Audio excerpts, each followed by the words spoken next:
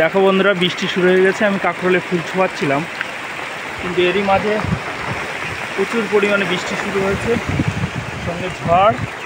দেখো গাছগাছালি কী অবস্থা।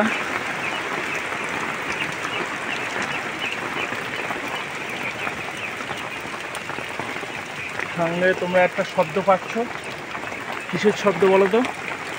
আমি একটা পোলট্রি ফার্ম আছে আমাদের মাঠে, সেই পোলট্রি ফার্ম এর দেখো ছোট ছোট মুরগির বাচ্চাগুলো কি করছে।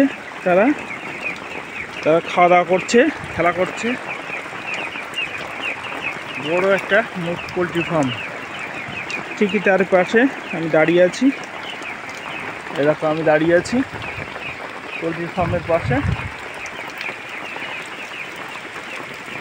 দেখো গুড়ি গুড়ি বৃষ্টি পড়ছে, আমি পালিয়ে তো চলে এলাম একরকম।